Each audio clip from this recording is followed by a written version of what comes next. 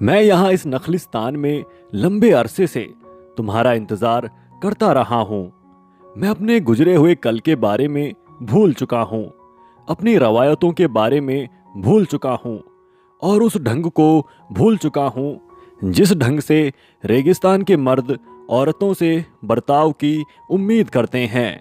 मैं बचपन से ही ये ख्वाब देखता रहा हूँ कि रेगिस्तान मुझे कोई गजब का तोहफा देगा। अब मेरा तोहफा आ चुका है और वो तुम हो।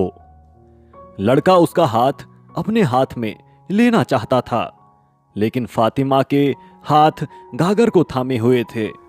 तुमने मुझे अपने ख्वाबों के बारे में, बूढ़े बादशाह के बारे में और अपने खजाने के बारे में बताया है, और तुमने मुझे शगुनों के बारे में भी बताया है।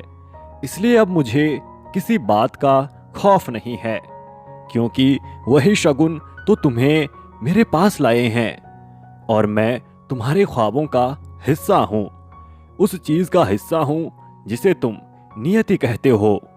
इसीलिए मैं चाहती हूं कि तुम अपनी मंजिल की तरफ बढ़ो। अगर तुम्हें जंग के खत्म होने तक इंतजार करना पड़े तो इंतजार करो, लेकिन अगर तुम्हें उसके पहले भी जाना पड़े तो तुम अपने ख्वाब को पूरा करने जाओ। रेत के टीले हवा की वजह से बदलते रहते हैं, लेकिन रेगिस्तान कभी नहीं बदलता। एक दूसरे के लिए हमारा प्यार भी ऐसा ही होगा। मखतूब, वो बोली, अगर मैं वाकई तुम्हारे ख्वाब का हिस्सा हूं तो तुम एक दिन वापस आओगे। उस दिन वहां से विदा लेते हुए लड़का उदास था। उसने उन तमाम शादीशुदा गडरियों के बारे में सोचा जिनको वो जानता था। जब उन्हें दूर मैदानों में जाना होता था तो इसके लिए अपनी बीवियों को तैयार करने में उन्हें बहुत मुश्किल पेश आती थी। प्यार उनसे मांग करता था कि वे उन्हीं लोगों के साथ रहते जिनको वे प्यार करते थे। ये बात उसने फातिमा को अपनी अगली मुलाकात में बताई। रेगिस्तान हमारे मर्दों को हमसे छीन लेता है और वे हमेशा लौट ही आते हों, ऐसा नहीं होता, उसने कहा। हम ये जानते हैं और हमें इसकी आदत है। जो नहीं लौटते वे बादलों में समा जाते हैं, उन जानवरों में शामिल हो जाते हैं जो खोहों में छिपे रहते हैं, या उस पानी में मिल जाते हैं जो धरती से फूटकर निकलता है। वे सब कुछ का हिस्सा बन जाते हैं। वे कायनात की रूह बन जाते हैं। कुछ वापस आ जाते हैं और दूसरी औरतें खुश हो जाती हैं, क्योंकि उनको भरोसा हो जाता है कि एक दिन उनके मर्द भी वापस लौट आएंगे। मैं ऐसी औरतों की ओर देखती थी और उनकी खुशी पर ईर्ष्या करती थी। अब मैं भी उन्हीं औरतों की तरह इंतजार करूंगी। मैं एक रेगिस्तानी औरत हूं और मुझे इसका फक्र है। मैं अपने पति को उसी तरह आजाद भटकते हुए देखना चाहती हूं जैसे वो हवा भटकती है जो रेत के टीलों को शक्ल देती है। और अगर जरूरी हुआ तो मैं इस सच्चाई को मंजूर कर लूंगी कि वो बादलों में और जानवरों में और रेगिस्तान के पानी में समा गया है। लड़का अंग्रेज की तलाश में निकल गया। वो उसे फातिमा के बारे में बताना चाहता था। उसे ये देखकर आश्चर्य हुआ कि अंग्रेज ने अपने तंबू के बाहर एक भट्टी तैयार कर ली थी जिसमें लकड़ियां जल रही थीं और उसके ऊपर एक पारदर्शी कुप्पी तप रही थी। जब अंग्रेज ने रेगिस्तान की ओर देखा तो उसकी आंखें उससे ज्यादा चमकती लग रही थीं जितनी वे तब चमकती थीं जब वो पुस्तकें पढ़ रहा होता था। ये उस काम का पहला चरण है, उसने कहा। मुझे गंधक को अलग करना होगा। इसे कामयाब ढंग से करने के लिए मुझे नाकामयाबी का कोई डर नहीं होना चाहिए। ये नाकामयाबी का मेरा डर ही था जिसने मुझे पहले उस महान कृति को गढ़ने से रोक रखा था। अब मैं उस काम की शुरुआत कर रहा हूं जो मुझे 10 साल पहले शुरू कर देना चाहिए था, लेकिन मुझे खुशी है कि मैंने कम से कम 20 साल तो इंतजार नहीं किया। वो लगातार आग में लकड़ियां झोंकता रहा और लड़का तब तक वहीं रुका रहा जब तक कि रेगिस्तान डूबते सूरज की रोशनी से गुलाबी नहीं हो गया। उसकी बहुत प्रबल इच्छा हुई कि वो रेगिस्तान में जाकर पता लगाए कि कहीं उसकी खामोशी में ही तो उसके सवालों के जवाब नहीं हैं। वो नखलिस्तान के खजूर के दरख्तों को अपनी नजरों की जद में बनाए रखते हुए कुछ दूर तक भटकता रहा। उसने हवा की आवाज सुनी और अपने पैरों तले कंकड़ों को महसूस किया। उसे जहां तहां कोई सीपी दिखाई दे जाती और तब उसे समझ में आया कि किन्हीं प्राचीन युगों में वो रेगिस्तान समुद्र रहा था। वो एक पत्थर पर बैठ गया और खुद को ढीला छोड़ दिया ताकि क्षितिज उसे सम्मोहित कर सके। उसने प्रेम की अवधारणा को स्वामित्व से भिन्न रूप में देखने की कोशिश की और दोनों को एक दूसरे से अलग नहीं कर सका। लेकिन फातिमा एक रेगिस्तानी स्त्री थी और उसको समझने में अगर कोई चीज मदद कर सकती थी तो वो रेगिस्तान ही कर सकता था। वो वहां बैठा हुआ सोच रहा था कि तभी उसे ऊपर किसी हलचल का एहसास हुआ। उसने ऊपर देखा तो पाया कि आसमान में ऊंचाई पर बाजों का एक जोड़ा उड़ता चला जा रहा था। उसने उन बाजों को हवा में तैरते हुए देखा। उनकी उड़ान में हालांकि कोई साफ आकार नहीं था, तब भी लड़के को उसमें एक खास तरह के अर्थ का एहसास हुआ। सिर्फ इतना भर था कि वो उस अर्थ को पकड़ नहीं पा रहा था। वो अपनी निगाहों से उन परिंदों का पीछा करता रहा और उस उड़ान में कोई अर्थ तलाशने की कोशिश करता रहा। वो सोच रहा था कि मुमकिन है कि ये रेगिस्तानी परिंदे उसे स्वामित्व रहित प्रेम का अर्थ समझा सकें। वो उनीदा महसूस करने लगा। अंदर ही अंदर वो जागते रहना चाहता था, लेकिन वो सोना भी चाहता था। मैं संसार की भाषा सीख रहा हूं और दुनिया की हर चीज में मुझे अर्थ दिखाई देना शुरू हो रहा है। बाजों की उड़ान तक में, उसने खुद से कहा। और उस मानसिक हालत में वो कृतज्ञ था कि उसे प्रेम हो गया था। जब तुम्हें किसी से प्रेम हो जाता है तो चीजें और भी अर्थवान लगने लगती हैं, उसने सोचा। अचानक उनमें से एक बाज ने आसमान में तेजी से छलांग लगाते हुए दूसरे बाज पर हमला किया।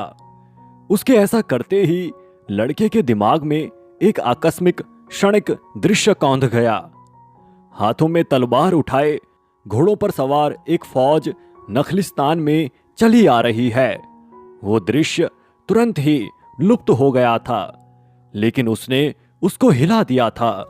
उसने लोगों को मरीचिकाओं, रेगिस्तान में पानी के भ्रम के बारे में बात करते हुए सुना था और खुद भी ऐसी मरीचिकाएं देख चुका था। वे लालसाएं थीं जो अपनी तीव्रता की वजह से रेगिस्तान की रेत में एक आकार ले लेती थीं, लेकिन उसकी ऐसी लालसा तो निश्चय ही थी कि कोई फौज नखलिस्तान पर हमला कर दे। वो दृश्य को भुला देना चाहता था और वापस अपने ध्यान की ओर लौटना चाहता था। उसने एक बार फिर रेगिस्तान की गुलाबी रंगतों और उसके पत्थरों पर ध्यान केंद्रित करने की कोशिश की, लेकिन कुछ था उसके हृदय में जो उसे इसकी गुंजाइश नहीं दे रहा था। हमेशा भविष्य सूचक संकेतों पर ध्यान दो, बूढ़े राजा ने कहा था। लड़के ने उस दृश्य में देखी गई चीजों को याद किया और महसूस किया कि वो वाकई होने जा रहा था। वो उठा और खजूर के दरख्तों की दिशा में चल पड़ा। एक बार फिर उसे खुद से ताल्लुक रखने वाली चीजों में बहुत सी भाषाओं का बोध हुआ। इस बार रेगिस्तान महफूज था और नखलिस्तान खतरनाक हो उठा था। ऊंट हाँकने वाला खजूर के एक दरख्त के नीचे बैठा हुआ सूर्यास्त देख रहा था। उसने रेत के टीलों के पार से लड़के को प्रकट होते देखा। एक फौज आ रही है। लड़के ने कहा, मुझे इल्हाम हुआ है। रेगिस्तान लोगों के दिलों को इल्हामों से भरता रहता है, ऊंट हाँकने वाले ने जवाब दिया। लेकिन लड़के ने उसे बाजों के बारे में बताया। मैं उनकी उड़ान देख रहा था और अचानक महसूस किया कि मैंने खुद ही कायनात की रूह में गोता लगा दिया है। ऊंट हाँकने वाला लड़के की बात समझ गया। वो जानता था कि पृथ्वी की कोई भी चीज उसकी सारी चीजों के इतिहास को उजागर कर सकती है। आप पुस्तक का कोई भी पन्ना खोल सकते हैं या किसी व्यक्ति का हाथ देख सकते हैं, ताश का कोई भी पत्ता पलट सकते हैं, परिंदों की उड़ान देख सकते हैं, कुछ भी देख लें, आप उसमें वर्तमान क्षण के अपने अनुभव का रिश्ता पा सकते हैं।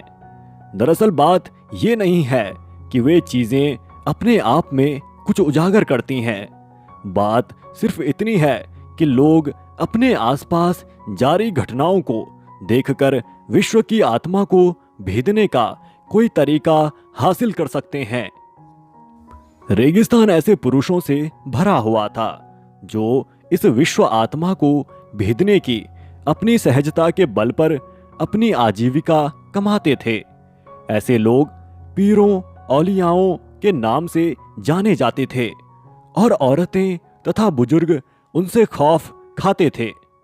कबीले के लोग भी उनसे परामर्श करने से बचते थे, क्योंकि अगर किसी को पहले से ही पता चल जाता कि जंग में उसका मारा जाना तय है तो फिर उसके लिए जंग में कारगर ढंग से लड़ पाना असंभव हो जाता।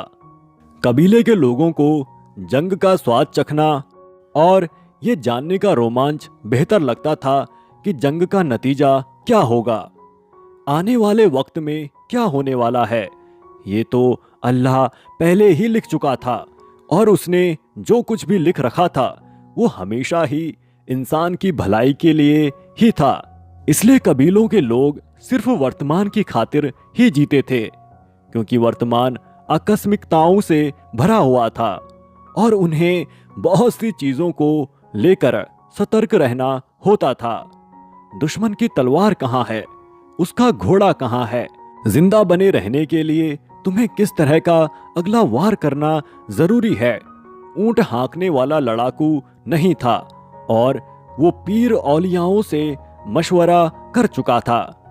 उनमें से कईयों की भविष्यवाणियां सही साबित हुई थीं, जबकि कुछ की गलत साबित हुई थीं। फिर एक दिन जिस सबसे बुजुर्ग और जिससे लोग सबसे ज्यादा डरते थे, पीर को ऊंट हाँकने वाला तलाशता रहा था। उसने उससे पूछा, भविष्य में तुम्हारी इतनी ज्यादा दिलचस्पी क्यों है?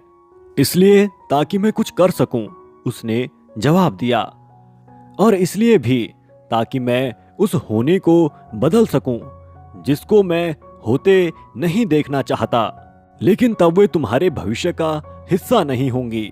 पीर ने कहा था, अच्छा तो भविष्य के बारे में मैं शायद इसलिए जानना चाहता हूं ताकि जो कुछ होने वाला है उसके लिए मैं खुद को तैयार कर सकूं। अगर कुछ अच्छा होने वाला है तो वो सुखद आश्चर्य होगा। पीर ने कहा, अगर बुरा होने वाला है और उसके बारे में तुम्हें पहले से पता चल जाता है तो उसके होने के पहले ही तुम उसके बारे में सोचकर बहुत ज्यादा दुख उठाओगे। मैं भविष्य के बारे में इसलिए जानना चाहता हूं क्योंकि मैं एक आदमी हूं, ऊंट हाँकने वाले ने पीर से कहा, और आदमी भविष्य के आधार पर ही अपना जीवन जीते हैं। पीर टहनियों को पांसों की तरह बरतने में माहिर था। वो उन्हें जमीन पर फेंकता और जमीन पर उनके गिरने के आधार पर उनकी व्याख्या करता था। उस दिन उसने टहनियों को नहीं फेंका, उसने उन टहनियों को कपड़े में लपेटकर अपने थैले में डाल लिया। मैं लोगों की भविष्यवाणी करके अपनी रोजी रोटी कमाता हूं, उसने कहा। मैं टहनियों के विज्ञान को समझता हूं और मैं ये भी जानता हूं कि जिस जगह सब कुछ लिखा हुआ है उस जगह सेंध लगाने के लिए टहनियों का इस्तेमाल किस तरह करना चाहिए। वहां घुसकर मैं अतीत को पढ़ सकता हूं। जो विस्मृति की गर्त में चला गया है उसे वहां से ढूंढकर बाहर ला सकता हूं और उन शगुनों को समझ सकता हूं जो यहाँ वर्तमान में हैं। जब लोग मुझसे परामर्श लेते हैं तो मैं उनका भविष्य पढ़ नहीं रहा होता हूं, मैं भविष्य के बारे में कयास लगा रहा होता हूं। भविष्य तो खुदा के हाथ में है और वही असाधारण परिस्थितियों में उसको उजागर करता है। मैं भविष्य का कयास कैसे लगाता हूं? मौजूदा वक्त के शगुनों के आधार पर। रहस्य यहां है, वर्तमान में। अगर आप वर्तमान पर ध्यान देते हैं तो आप उसे बेहतर बना सकते हैं, और अगर आप वर्तमान को बेहतर बनाते हैं तो जो कुछ भी होने वाला है वो भी बेहतर होगा। भविष्य के बारे में भूल जाओ और जो सीखें दी गई हैं उनके मुताबिक वर्तमान को जियो, इस विश्वास के साथ कि खुदा अपने बच्चों को प्यार करता है। हर दिन अपने आप में अपने साथ शाश्वतता को लेकर आता है। ऊंट हाँकने वाले ने पूछा था कि वे कौन सी परिस्थितियां होंगी जिनमें खुदा उसको भविष्य को देखने की अनुमति देगा। सिर्फ तभी जब वो खुद उसको उजागर करता है, और खुदा गाहे बगाहे ही भविष्य को उजागर करता है, और ऐसा वो सिर्फ एक ही वजह से करता है, उस भविष्य की वजह से जो इसलिए लिखा गया होता है ताकि उसको बदला जा सके। खुदा ने लड़के को भविष्य का एक हिस्सा दिखा दिया है। ऊंट हाँकने वाले ने सोचा, क्या वजह है कि वो इस लड़के को अपने एक साधन के तौर पर काम करते देखना चाहता है। जाओ और कबीलों के सरदारों से बात करो। ऊंट हाँकने वाले ने कहा, उन्हें उन फौजों के बारे में बताओ जो इस तरफ बढ़ रही हैं। वे लोग मेरी हंसी उड़ाएंगे। वे सब रेगिस्तानी लोग हैं और रेगिस्तान के लोग शगुनों से निपटने के आदी होते हैं। ठीक है, तब तो उनको ये पहले से ही पता होगा। वे फिलहाल इसको लेकर परेशान नहीं हैं।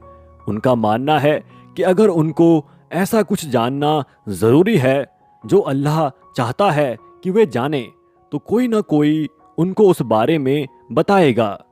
ऐसा पहले भी कई बार हो चुका है, लेकिन इस बार बताने वाले तुम हो। लड़के ने फातिमा के बारे में सोचा और उसने फैसला किया कि वो कबीलों के सरदारों से मिलने जाएगा। लड़का नखलिस्तान के बीचों बीच बने विशाल सफेद तंबू के सामने खड़े पहरेदार के पास पहुंचा। मैं सरदारों से मिलना चाहता हूं।